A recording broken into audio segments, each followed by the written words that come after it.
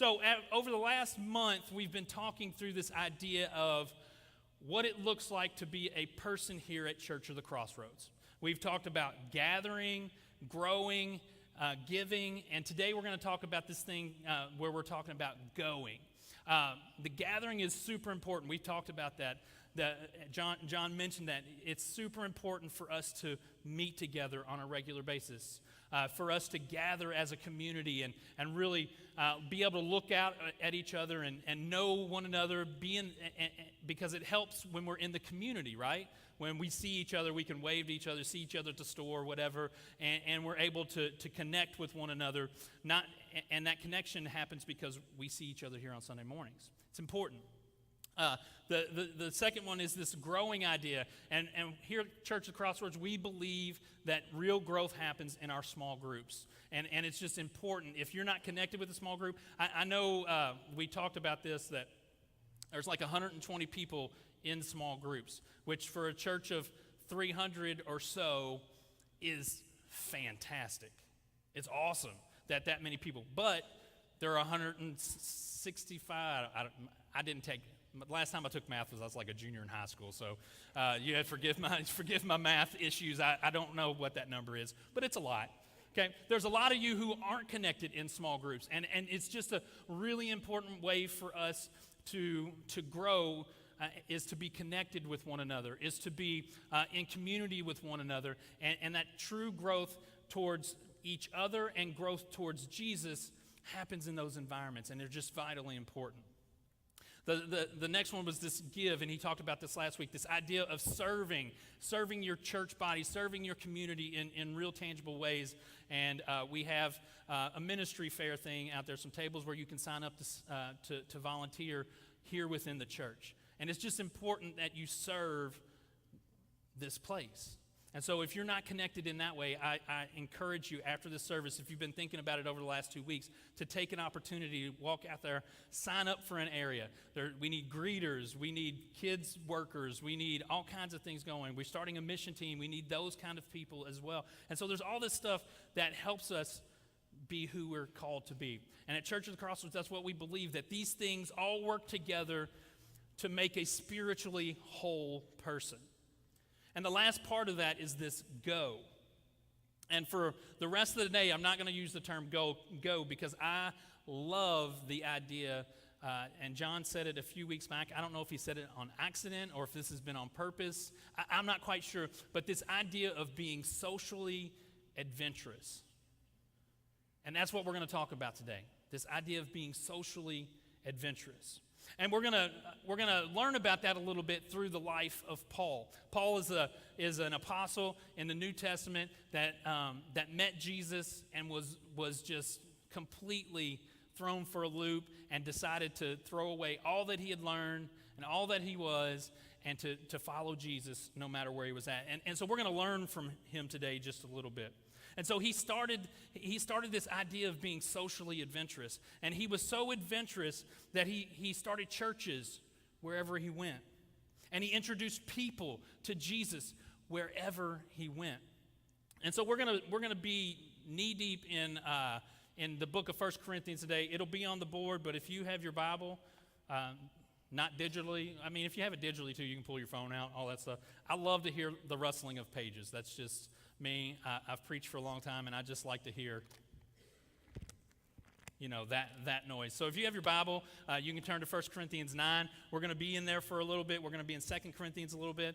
But we're going to talk about this guy, Paul. And I'm going to set it up a little bit because I think it's important for us to understand where Paul is coming from in this book of Corinthians. Okay, so in the book of Corinthians, Paul is dealing with this church in Corinth who thinks it's arrived, who thinks that it's where it needs to be, it's at the spiritual apex in its life, and they think, man, we've got it going on. Paul had been there, established the church. One of the important things here is Paul, when he established a church, it wasn't like a cookie-cutter church. It wasn't like, okay, I'm gonna go here, and we're gonna build this building, and we're gonna put it all together nice and neatly, and then people are gonna come from the community, and it's gonna be really awesome. Like, he didn't do that. When Paul established a church in an area, this is what Paul did. Paul went to the people. Okay, so Paul went to the people in Corinth, And he started to talk to them in a way that changed their minds and changed their hearts and changed who they were. And so when he visited them and he created this church, this letter is kind of a writing back to that created church. And so he's looking and he's going, Corinth, I've heard some things about you. Corinth, I don't really understand what's going on here with you, but let me set the record straight. And so he wants the church of Corinth to understand, like, you haven't arrived. The things that you think are important are not really that important. The way that you're doing church right now is not necessarily the way I want you to do church. And so I want you to hear this. Corinth, some things need to change. And so that's kind of the background of what we're dealing with here. And this whole thing of Paul is dealing with this idea of you haven't arrived. And here's how I know you haven't arrived. Paul, in chapter 9, starts with this idea, and this is not where I'm going today, but I just want you to kind of grab a hold of this. In the first chapter of 9, there's this whole part where Paul is talking about he has the right to be paid, okay? As a minister, as a preacher, as this church planter that he was, he has the right to be paid. He is talking for 15, 16 verses of this idea of like, hey man, what I've done for you all, you know what I've done, you know who I am, you know what I'm about. I'm the Apostle Paul. I came in contact with Jesus. This is who I am. I have the right to be paid for what you all are receiving from me. This is the best thing in the world. I am giving you the life that you need. I'm giving you that. Okay, so you should need to pay me. But, so he goes through this whole thing like, I deserve it. Doesn't a soldier doesn't work for free. If you own a vineyard, you take some of the wine for yourself. He's talking all this stuff. Nobody does anything for free anymore. Are we in agreement on that? Like, if you're doing something, you want to get paid because you want to get paid. You feel like you're owed that. And so Paul is telling this group of guys, this church, he's going, listen, I deserve to be paid. But I'm not going to take your money. I'm not going to take what I am owed because of who I am. Because of this first thing. Paul is obligated. Paul feels this obligation in his spirit, in his very soul, to preach the word. And I want you to grab a hold of it here in chapter 9, and we're going to start in verse 15. I can't see the screens, so I'm going to read it, make sure it's in the same one. It says, but I have not used any of these rights. So this is what he's talking about. He's saying, I haven't used any of these rights, and I'm not writing this in hopes that you will do such things for me. For I would rather die than anyone to allow to deprive me of this boast. For when I preach the gospel, I cannot boast, since I am compelled to preach. Woe to me if I do not preach the gospel. If I preach voluntarily, I have a reward. If not voluntarily, I am simply discharging the trust committed to me. What then is my reward? Just this, that in preaching the gospel, I may offer it free of charge, and so no one may make full use of my rights as a preacher of the gospel. And so Paul has this deep obligation feel in his spirit. He almost has to do it. You get that from what he's saying. He's like obligated. This particular verse is just letting the church of Corinth know, like, this is why I do it. I do it because I'm compelled to preach, not because I think I might get a payment out of it. And there has been a call placed in his life from God. Not from anybody else, but from God to preach. And the obligation is so strong that he can't help but do it. He can't help but stand somewhere and preach to a group of people. He can't help but to spill the truth out to the people around him. He can't help but to do that. And so that's exactly what was happening in Corinth. When he established a church, that's what was happening in Corinth. He was going around preaching because he had to. In his spirit, he had to. So what do you feel an obligation about? Job? Man, jobs are demanding, and you have an obligation. You're being paid, so you better do a good job. even if that means sacrificing some time with your family. It means going on trips that you don't want to go on. It means there are obligations to that. What about obligations to your kids, to be a good dad or a good mom to your kids? There's obligations there to not just let your kids accidentally float through this life and not give them some guidance. There's obligation when you say that you are a follower of Jesus. There are obligations to your kids that supersede a lot of other things in your life. There are obligations to your spouse, your husband or wife. They're just obligations to make them the center, that second thing underneath God is to honor them in ways that create a harmonious environment in your life. That's an obligation. You have obligation to your friends. Maybe you have friends that you've been around for years and years and years, and you feel this obligation to them to spend time with them, to try to just keep that relationship. There's obligation there.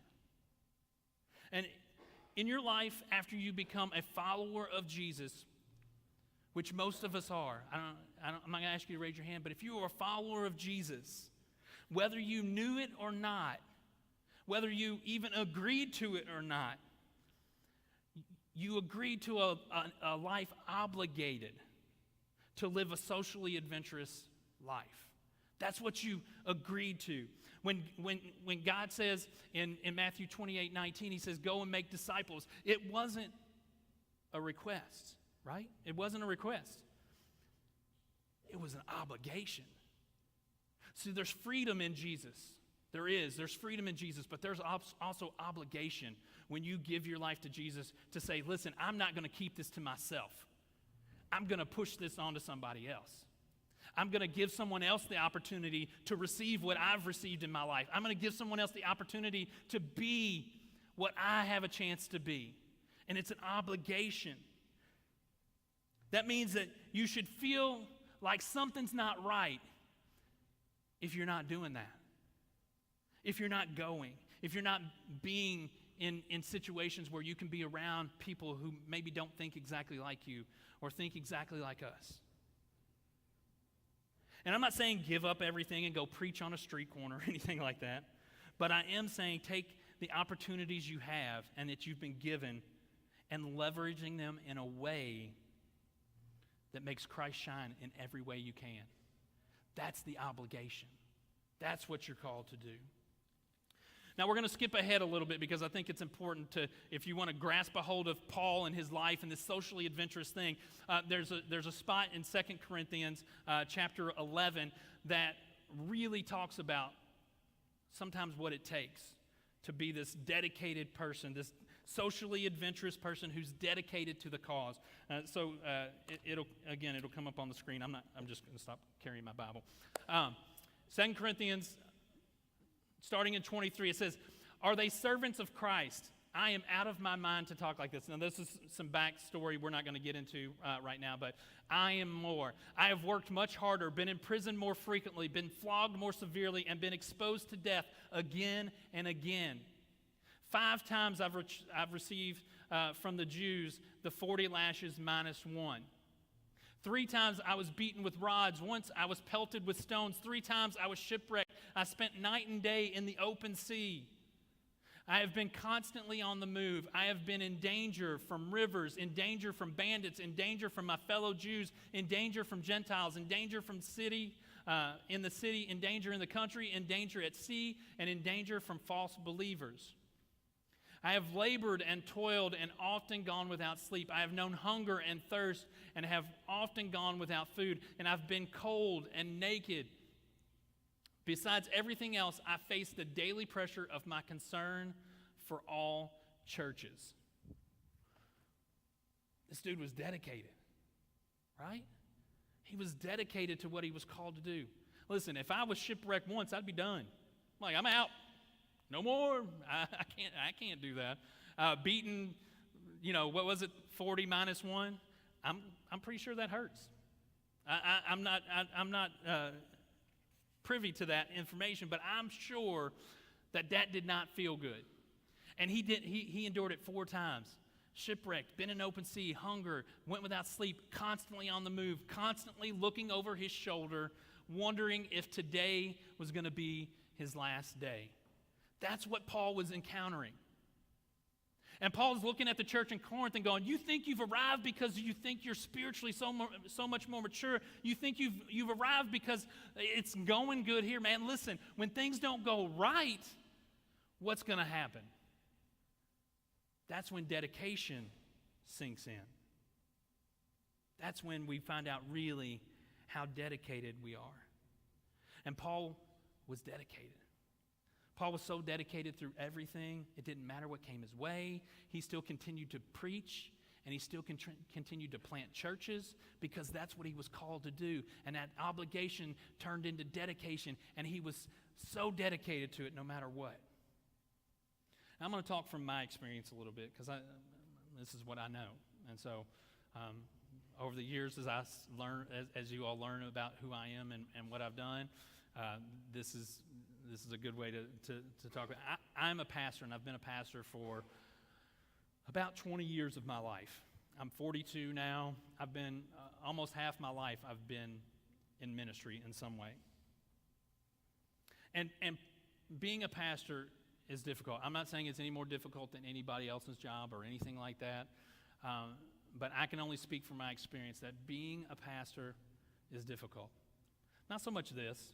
This is kind of easy. Like if you can get up and talk in front of people, this is not that difficult. If you don't have that fear, the preaching aspect of things is not that difficult. It only gets difficult when you don't laugh at jokes and stare out to a blank crowd. That's the difficult part because you're going, ooh, hot crowd.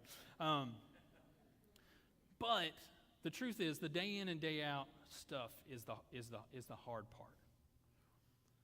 When you have conversations with people that dive so deep into their life that you don't really want to go there. And you can't really forget it.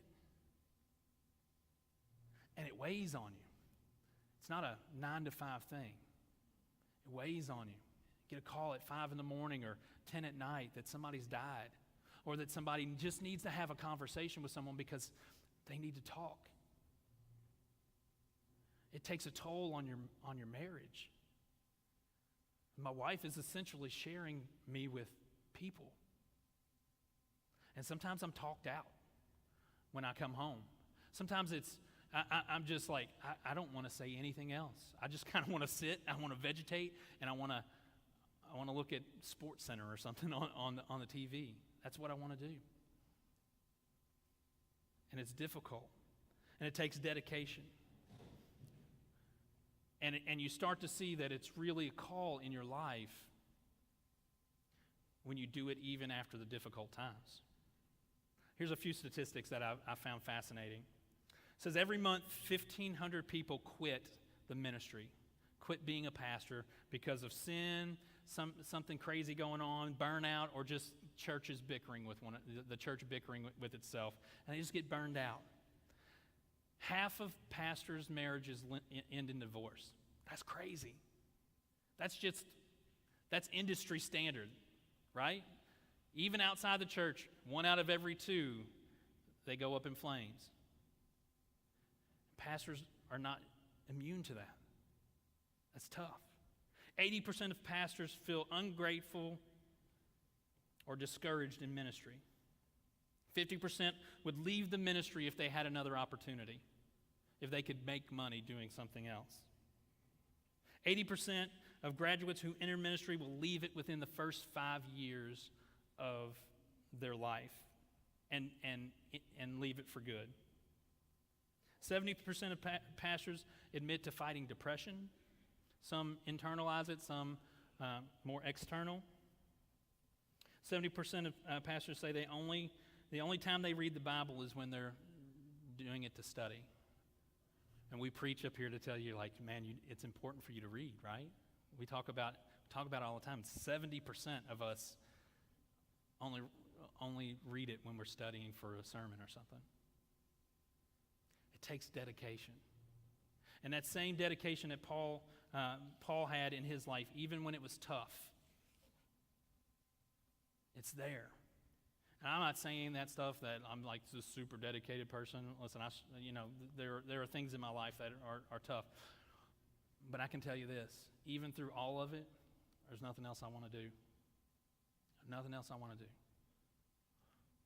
As hard as it is, as difficult as it is, there's nothing else I want to do.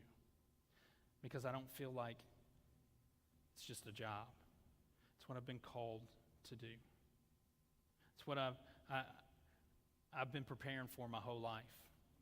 My grandfather used to tell me when I was really, really young, 9, 10, 11 years old before he passed away, he always called me his preacher boy. And I told him it was crazy. I was like, Grandpa, you're nuts. Like, I'm going to be a pilot. That's what I want to be. Like, that's me. And as my life has gone on, circumstances have all pointed me to doing what I'm doing today. Even through it all, somehow my life is here because that's what I've been called to do. And it just takes dedication. And the same dedication that it takes for me and you to do your jobs, listen, he is calling for that same dedication in our walk with him. And Paul is telling the church in Corinth, like, listen, you need to be dedicated like I'm dedicated. I'm doing these things. I have all these reasons to quit, and I haven't quit yet. I have all these reasons to throw in the towel, but I haven't thrown in the towel yet. Listen, keep pushing on. Be dedicated to what you're called to do. A lot of us here at COTC are here because we wanted something different. Am I in agreement with that?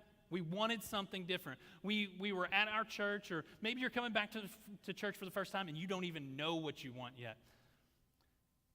This is it. This is what you want. You want a church dedicated to the community. You want a church dedicated to bettering itself through relationships with one another, not ones that are so worried about the show here on Sunday mornings. You want to be part of something like that. And if you've been a part of other things, you know what you've been missing because you're here now. And it's important to see that you're not here by accident. You're here at COTC for a reason. And that's to create change in Mount Washington and the greater Bullitt County area. This is where we find ourselves, and this is where we want to make a difference in the community. And so we got to be dedicated to that. Even when you take it on the chin, even when it doesn't go right, even when you feel like throwing in the towel, you just don't. You hold on. You hold on to God's promises that things will get better and situations will change and you will get through this. I will carry you through this. That's what God tells us. I'll carry you through your tough times. And that's a challenge. Paul's motivation is simple, and we're going to go jump back to 1 Corinthians 9 here in a second. But Paul's motivation was simple. This is, if you get anything from Paul's life, he wrote a lot of the books in the New Testament, and through all of them, here's his simple motivation: to win the lost. To win the lost. And everything he did hinged on that truth, that he was given the task to win the lost. And he took it serious. In every situation he found himself in, Paul was able to preach Christ. He wanted to use every opportunity to do so. He didn't sit one out. He didn't take some time for himself to be introspective and just be like, people don't bother me. Even though, he could have done that on one of the shipwrecks on the open sea. He was like, or when he was in prison. He used every single opportunity to preach, to tell people that Jesus is the better way. And he always brought it around to Christ. So here it is for us. We need to be on the lookout, right? We need to be on the lookout. I'm going to read again in 1 Corinthians. I told you I wasn't going to grab my Bible, and I did it again. Starting in 19, it says, "Though I'm free and belong to no one, I have made myself a slave to everyone to win as many as possible." Again, what's his number one desire? To win as many people to Christ as he can. "To the Jews I became like a Jew to win the Jews. To those under the law I became like one under the law, though I myself am not under the law, so as to win those who are under the law. To those not having the law I became like one not having the law, though I am not free from God's law, but I am under Christ's law, so as to win those not having the law. To the weak I became weak to win the weak. I have become all things to all people so that by all possible means I might save some. I do this all for the sake of the gospel, that I may share in its blessings. So he's obligated, he's dedicated, and he's straight up motivated. He is motivated to move and to keep moving and to do whatever necessary to win someone to Christ. Short of sin, he is 100% on board with doing whatever it takes to give up his rights. Chapter 9 is all him giving up his rights. He had the right to be paid for what he wanted, but he didn't want to be a stumbling block for anyone. And so he gave up his right to have money. He gave it up. To the Jews, he made himself a Jew to win some Jews. So he wouldn't eat, a good bacon breakfast or, a BLT. He would have abstained from that because it would have been a roadblock to him knowing someone. For him to be able to have a conversation with them about Jesus. To the Greeks or the non-Jews, he did things, again, short of sin, to win those people. And so he tells you, I became all things to all people so that I might win some. He used every opportunity that he could see to tell people about Jesus. Man, he was motivated. He was straight motivated in every situation. And so we need to be on the lookout for all of our times where we can shine Christ. Our motivation should be to introduce people to Jesus. When you gave your life to Christ, your motivation should just be to share that. Because there's a good feeling about what you do when you give your life to Jesus. How many of you remember your baptism like it was yesterday? Man, I do. I remember it. I remember how good that felt. And I remember thinking, man, I hope some other people get to feel this. This is awesome. This is awesome. There's a show on Facebook right now. How many of you knew that Facebook had shows? Anybody there know Facebook has shows? They do. They're in a little bit of everything. They know where you are currently sitting. They know a little bit of everything about you, okay? It's just the facts. Don't freak out. Turn your phone off and turn off all that stuff. But there's a show. I love this show. I started watching it about a week and a half ago. It's called Return the Favor. I encourage you to check it out. The shows are about 20 to 25 minutes long. They're hosted by Mike Rowe. Everybody know who Mike Rowe is, the guy from Dirty Jobs. Got the best TV voice besides James Earl Jones, I think, that on the planet. Just got a really good, deep voice. I could listen to him talk a lot. But that show, the premise of that show is basically this. Mike Rowe goes around the country, around the United States, and he finds people who are doing good things. People who have decided, like, in their community, something is lacking, and they want to make up for it. And so the first couple that I watched this one where this girl, she spent Tuesday and Thursday evenings at a laundromat, and she did laundry for homeless people to clean their clothes on her own dime. Went around putting quarters in, doing all that stuff, just out of the goodness of her heart. She saw this need, and she saw that people needed dignity, and if clothes are dirty and you don't smell quite right, you don't have those opportunities. People turn their nose up at you for whatever reason. And so she saw this need, and she was motivated by this need to do something.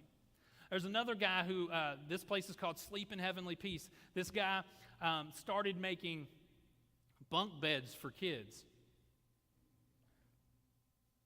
It doesn't say that they're a Christian organization, but I believe they are. This thing just celebrates people doing good stuff in the community. But this guy, he started making them just out of randomness, and they started getting more and more requests for these bunk beds because kids were sleeping on the floor without a bed. And he saw this need, and he was motivated by this need to do something extraordinary, to do something socially adventurous. And it's amazing what they were doing. I really encourage you to watch it. I wanted to make a clip, but I couldn't figure out how to steal Facebook videos and put them on the screen, so I couldn't quite figure it out. But I encourage you today, go watch 3 or 4 of them. There's like 15 of them. They're really good. COTC finds itself in a community desperate for Jesus. We do. We are a church that has promised to have people part of it that are socially adventurous people and ready to cross paths with unchurched people in order to introduce them to Jesus. That's what we've kind of promised moving into this area. We promise to do that. And we aren't here for this Sunday morning get together. This is great. I love meeting new people. I met you all just 2 seconds ago. I know you all now. This is great, and it's good to meet each other. It's good to stand up here and worship together. It's good to do all this kind of stuff, but this is not why we're here. This is to help us be equipped to go out there. And we find ourselves here for a reason. It's important for us to engage socially, to be adventurous in ways that goes beyond the normal, and be looking for these opportunities. Just like this guy had an opportunity to make bunk beds for somebody. That didn't breed out of some church-sanctioned event. It bred out of this guy's mind going, man, we can do something really cool for people. And that's what kind of people we need here at the Church of the Crossroads. People who look for solutions to problems and are ones to step up and to say, man, I'm going to do that. Not like, I see a problem, who's going to take care of it? We want to be the people who change things. I want you to feel the obligation that Jesus has a call for each one of us. He has a call in our life.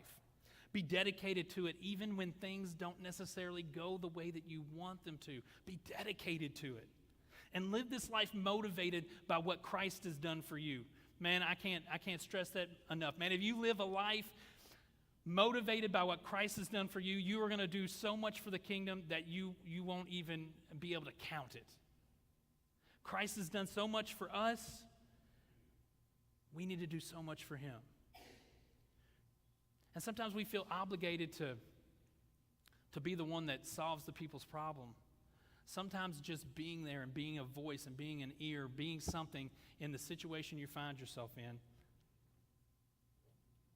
is enough for people to ask, man, what's going on?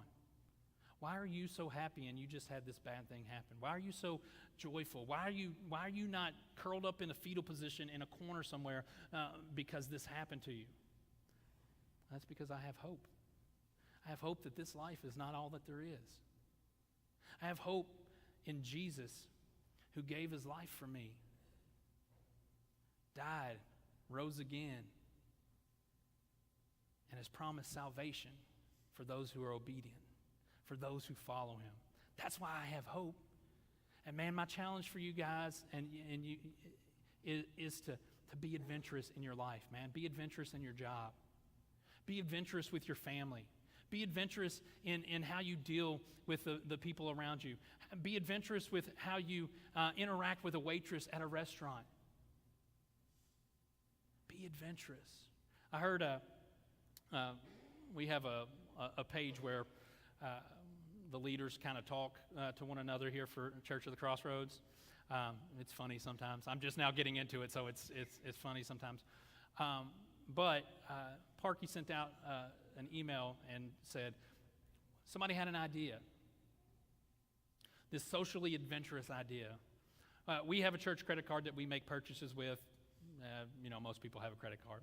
But we make these purchases, and there are rewards points. Most people know how that works, too. There are these reward points that come with it. And instead of taking those reward points and just kind of keeping them to ourselves, the person had an idea that said, hey, listen, what if we give that to the small groups and they can bless someone in their life that they see might need it? Be socially adventurous with our funds. We want to be socially adventurous in our groups. We want to be socially adventurous in everything that we do so that some might come to know Christ.